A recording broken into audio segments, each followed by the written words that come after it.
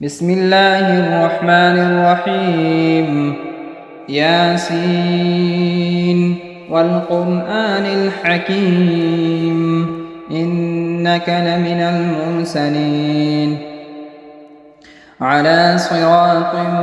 مستقيم تنزيل العزيز الرحيم لتنذر قوما ما أنذر آباؤهم فهم غافلون لقد حق القول على أكثرهم فهم لا يؤمنون إنا جعلنا في أعناقهم أغلالا فهي إلى الأذقان فهم مقمحون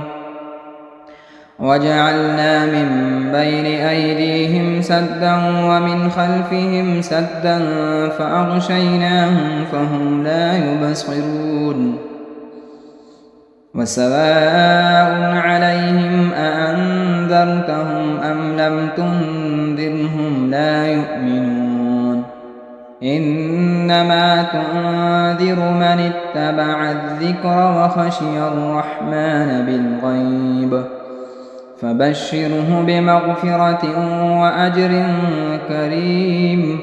إنا نحن نحيي الموتى ونكتب ما قدموا وآثارهم وكل شيء أحصيناه في إمام مبين واضرب لهم مثلا أصحاب القرية إذ جاءها المرسلون إذ أرسلنا إليهم 2 فكذبوهما فعززنا بثالث فقالوا إنا إليكم مرسلون قالوا ما أنتم إلا بشر مثلنا وما أنزل الرحمن من شيء إن أنتم إلا تكذبون قالوا ربنا يعلم إنا إليكم لمرسلون وما علينا إلا البلاغ المبين قالوا إنا تطيرنا بكم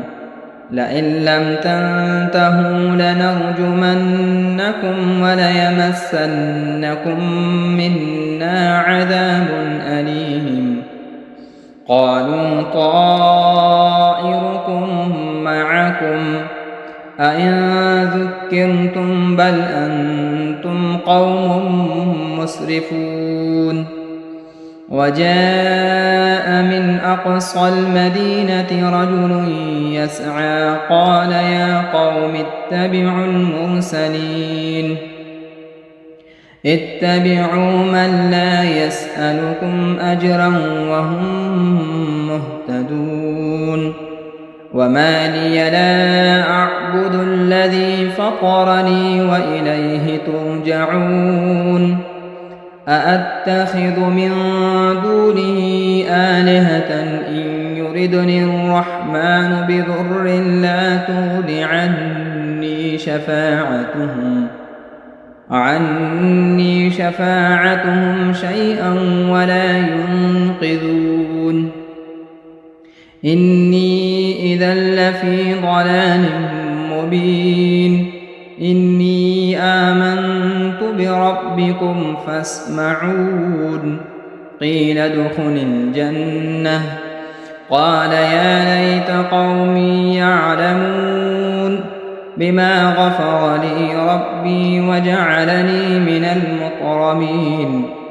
وما أنزلنا على قومه من بعده من جند من السماء وما كنا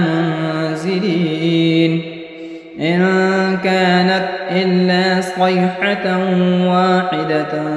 فإذا هم خامدون يا حسرة على العباد ما يأتون يأتيهم من رسول إلا كانوا به يستهزئون ألم يروا كم أهلكنا قبلهم من القرون أنهم إليهم لا يرجعون وإن كل لما جميع لدينا محضرون وآية لهم الأرض الميتة أحييناها وأخرجنا منها حبا فمنه يأكلون وجعلنا فيها جنات من نخيل وأعناب وفجرنا فيها من العيون ليأكلوا من ثمره وما عملته أيديهم أفلا يشكرون سبحان الذي خلق الأزواج كلها مما تنبت الأرض ومن أنفسهم ومما لا يعلمون وآية لهم الليل نسلخ منه النهار فإذا هم مظلمون والشمس تجري لمستقر لها ذلك تقدير العزيز العليم والقمر قدرناه منازل حتى عاد كالعرجون القديم لا الشمس ينبغي لها أن تدرك القمر ولا الليل سابق النهار وكل في فلك يسبحون وآية لهم أنا حملنا ذريتهم في الفلك المشحون وخلقنا لهم من مثله ما يركبون وإن نشأ نغرقهم فلا صريخ لهم ولا هم ينقذون إلا رحمة منا ومتاعا إلى حين وإذا قيل لهم اتقوا ما بين أيديكم وما خلفكم لعلكم ترحمون وما تأتيهم من آية من آيات ربهم إلا كانوا عنها معرضين وإذا قيل لهم أنفقوا مما رزقكم الله قال الذين كفروا للذين آمنوا أنطعم من لو يشاء الله أطعمه إن أنتم إلا في ضلال مبين ويقولون متى هذا الوعد إن كنتم صادقين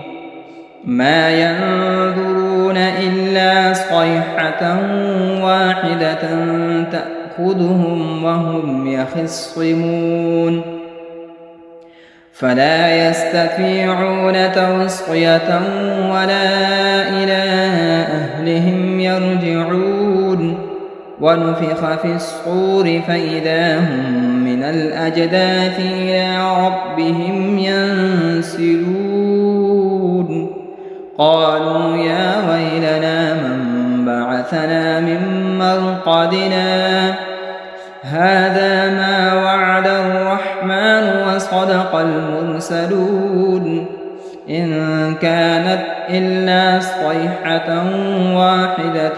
فإذا هم جميع لدينا محضرون فاليوم لا تظلم نفس شيئا ولا تجزون إلا ما كنتم تعملون إن أصحاب الجنة اليوم في شغل فاكهون هم وأزواجهم في ظلال على الأرائك متكئون لهم فيها فاكهة ولهم ما يدعون سلام قولا من رب رحيم وامتازوا اليوم أيها المجرمون ألم أعهد إليكم يا بني آدم ألا تعبدوا الشيطان إنه لكم عدو مبين وأن اعبدوني هذا صراط مستقيم ولقد أضل منكم جبلا كثيرا أفلم تكونوا تعقلون هذه جهنم التي كنتم توعدون اصلوها اليوم بما كنتم تكفرون اليوم نختم على أفواههم وتكلمنا أيديهم وتشهد أرجلهم بما كانوا يكسبون ولو نشاء لطمسنا على أعينهم فاستبقوا الصراط فأنى يبصرون ولو نشاء لمسخناهم على مكانتهم فما استطاعوا مضيا ولا يرجعون ومن نعمره ننكسه في الخلق أفلا يعقلون وما علمناه الشعر وما ينبغي له إن هو إلا ذكر وقرآن مبين لينذر من كان حيا ويحق القول على الكافرين أولم يروا أنا خلقنا لهم مما عملت أيدينا أنعاما فهم لها مالكون وذللناها لهم فمنها ركوبهم ومنها يأكلون ولهم فيها منافع ومشارب أفلا يشكرون واتخذوا من دون الله آلهة لعلهم ينصرون لا يستطيعون نصرهم وهم لهم جند محضرون فلا يحزنك قولهم إنا نعلم ما يسرون وما يعلنون أولم ير الإنسان أنا خلقناه من نطفة فإذا هو خصيم مبين وضرب لنا مثلا ونسي خلقه قال من يحيي العظام وهي رميم قل يحييها الذي أنشأها أول مرة وهو بكل خلق عليم الذي جعل لكم من الشجر الأخضر نارا فإذا أنتم منه توقدون أوليس الذي خلق السماوات والأرض بقادر على أن يخلق مثلهم بلى وهو الخلاق العليم إنما أمره إذا أراد شيئا أن يقول له كن فيكون فسبحان الذي بيده ملكوت كل شيء وإليه ترجعون بسم الله الرحمن الرحيم الرحمن علم القرآن خلق الإنسان علمه البيان الشمس والقمر بحسبان والنجم والشجر يسجدان والسماء رفعها ووضع الميزان ألا تطغوا في الميزان وأقيموا الوزن بالقسط ولا تخسروا الميزان والأرض وضعها للأنام فيها فاكهة والنخل ذات الأكمام والحب ذو العصف والريحان فبأي آلاء ربكما تكذبان خلق الإنسان من صلصال كالفخار وخلق الجان من مارج من نار فبأي آلاء ربكما تكذبان رب المشرقين ورب المغربين فبأي آلاء ربكما تكذبان مرج البحرين يلتقيان بينهما برزخ لا يبغيان فبأي آلاء ربكما تكذبان يخرج منهما اللؤلؤ والمرجان فبأي آلاء ربكما تكذبان وله الجوار المنشآت في البحر كالأعلام فبأي آلاء ربكما تكذبان كل من عليها فان ويبقى وجه ربك ذو الجلال والإكرام فبأي آلاء ربكما تكذبان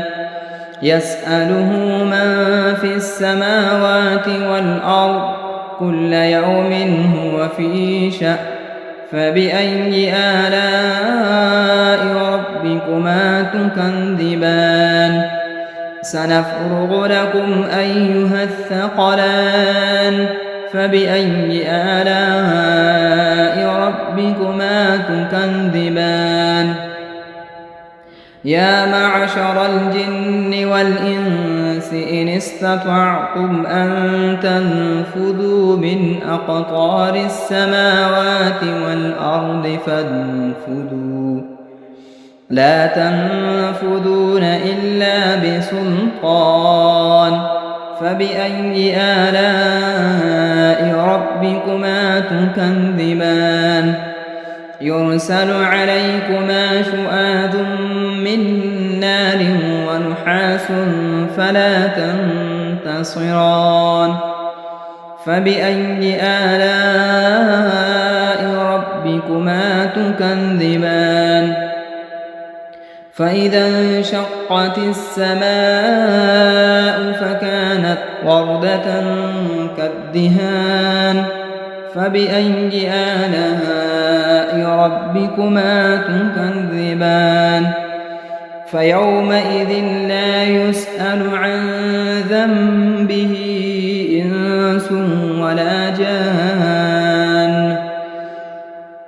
فبأي آلاء ربكما تكذبان يعرف المجرمون بسيماهم فيؤخذ بالنواصي والأقدام فبأي آلاء ربكما تكذبان هذه جهنم التي يكذب بها المجرمون يطوفون بينها وبين حميم آن فبأي آلاء ربكما تكذبان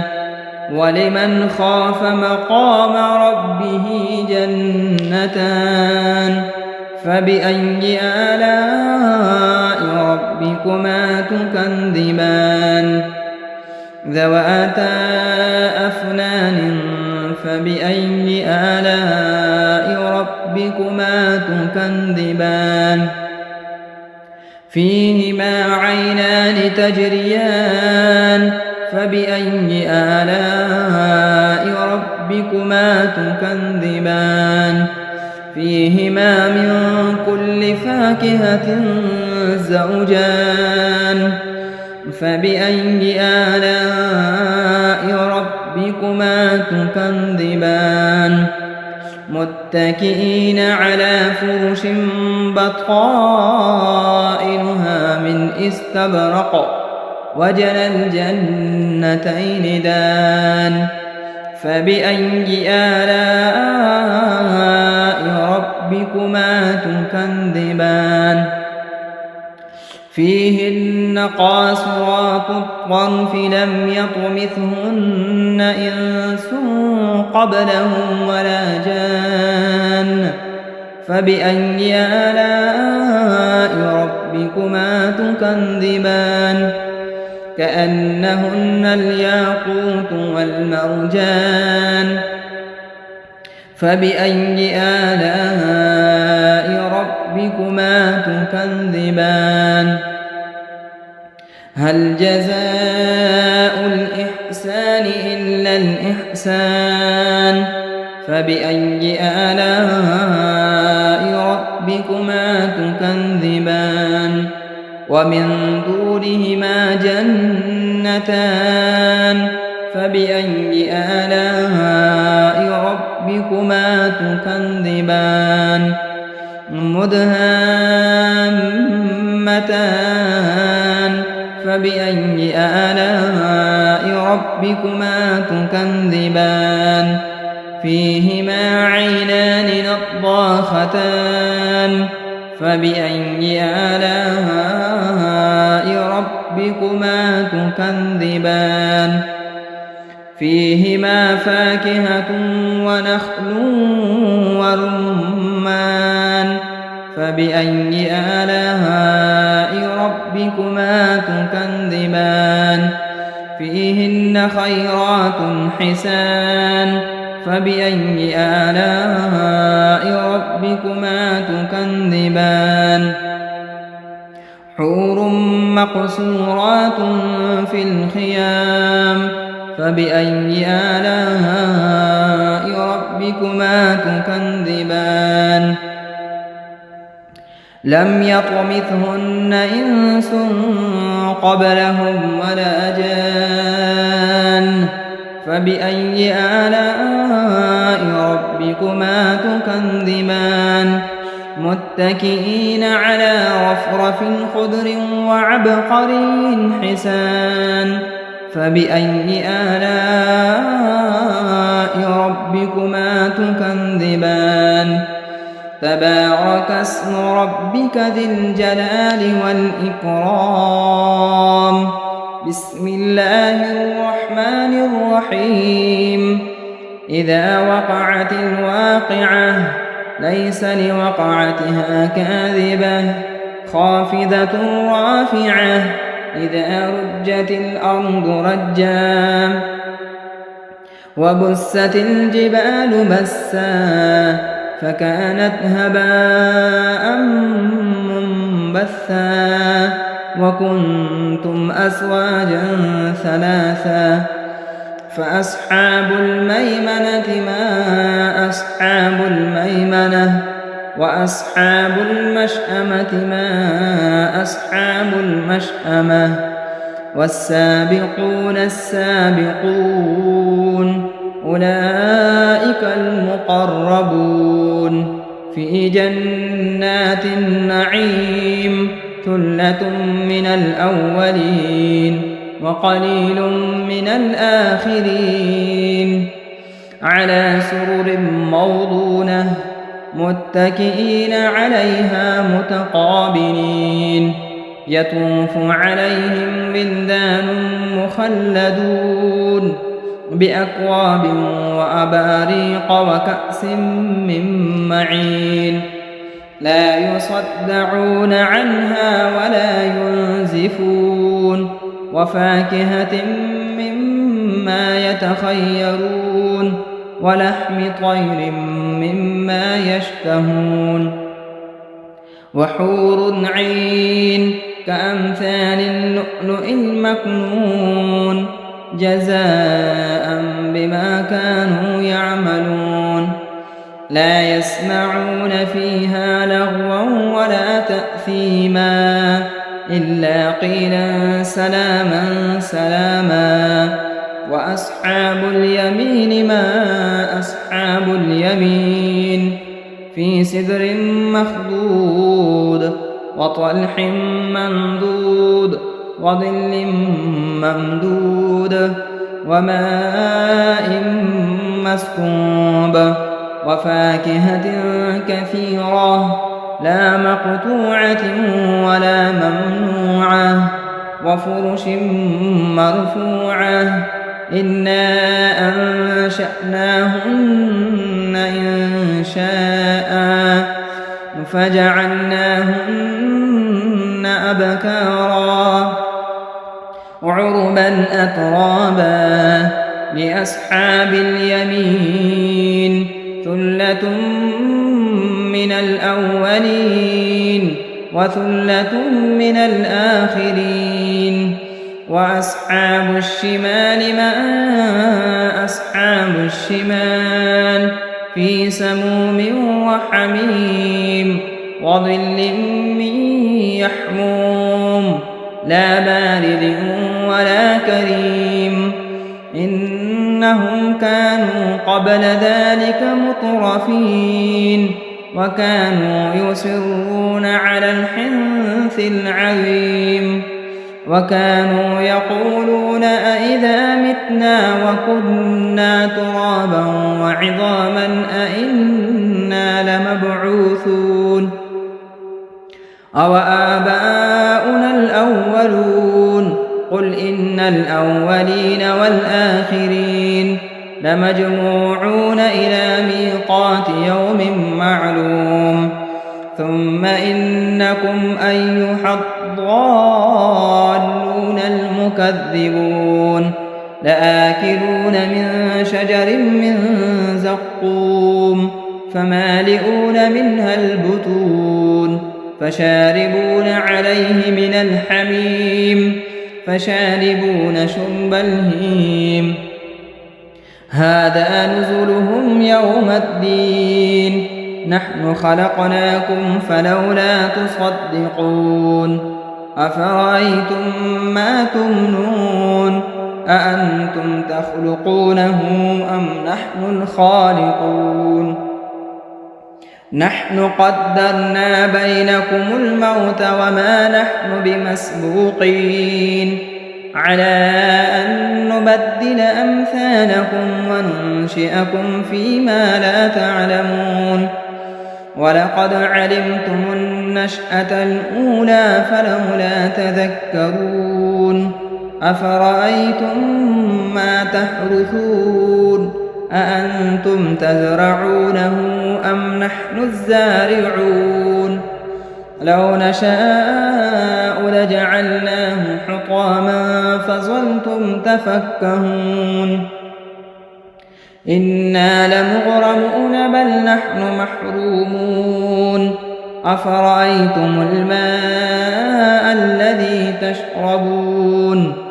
أأنتم أنزلتموه من المزن أم نحن المنزلون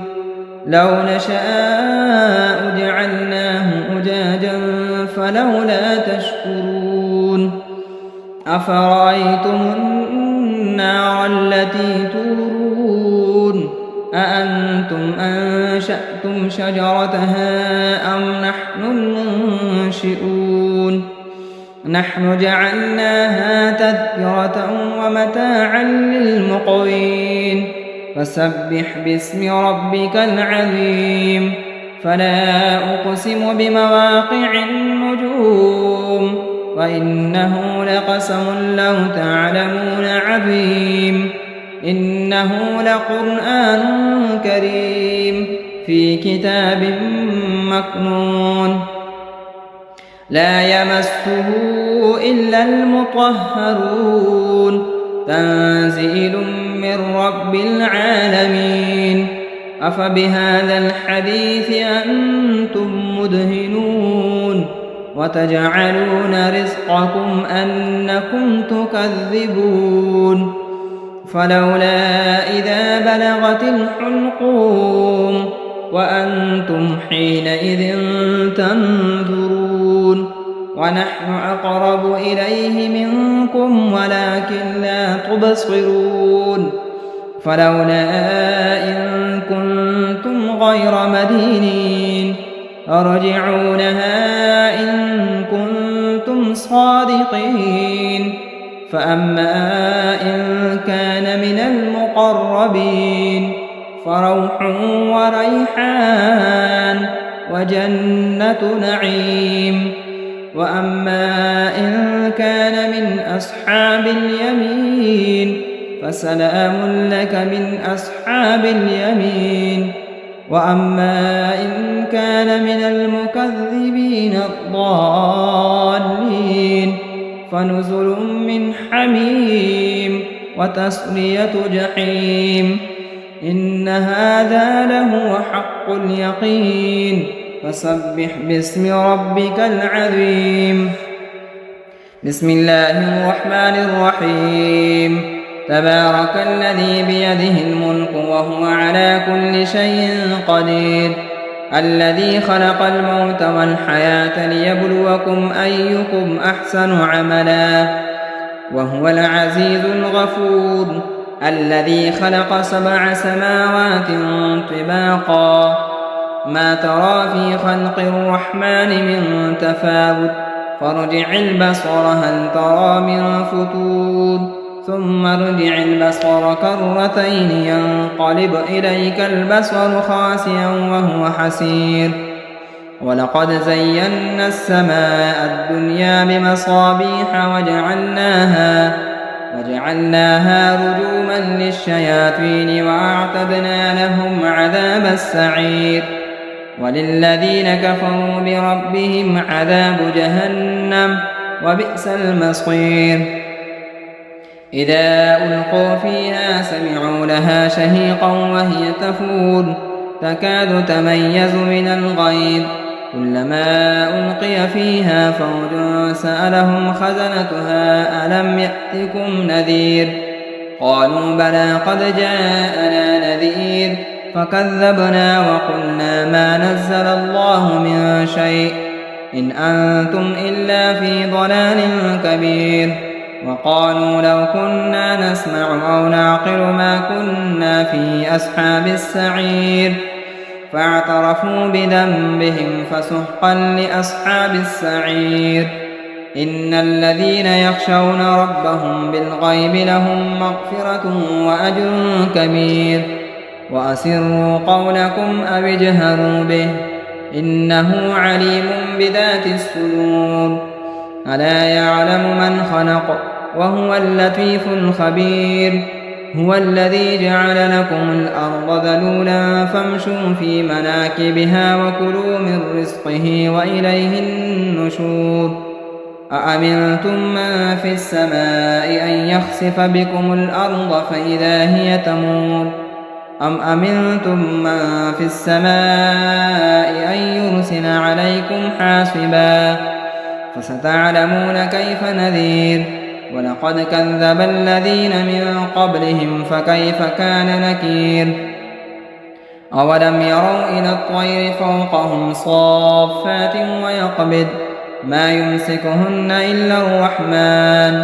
إنه بكل شيء بصير أمن هذا الذي هو جند لكم ينصركم من دون الرحمن إن الكافرون إلا في غرور أمن هذا الذي يرزقكم إن أمسك رزقه بل لجوا في عتو ونفور أفمن يمشي مكبا على وجهه أهدى أمن يمشي سويا على صراط مستقيم قل هو الذي أنشأكم وجعل لكم السمع والأبصار والأفئدة قليلا ما تشكرون قل هو الذي ذرأكم في الأرض وإليه تحشرون ويقولون متى هذا الوعد إن كنتم صادقين قل إنما العلم عند الله وإنما أنا نذير مبين فلما رأوه زلفة سيئت وجوه الذين كفروا وقيل هذا الذي كنتم به تدعون قل أرأيتم إن أهلكني الله ومن معي أو رحمنا فمن يجير الكافرين من عذاب أليم قل هو الرحمن آمنا به وعليه توكلنا فستعلمون من هو في ضلال مبين قل أرأيتم إن أصبح ماؤكم غورا فمن يأتيكم بماء معين صدق الله مولانا العظيم.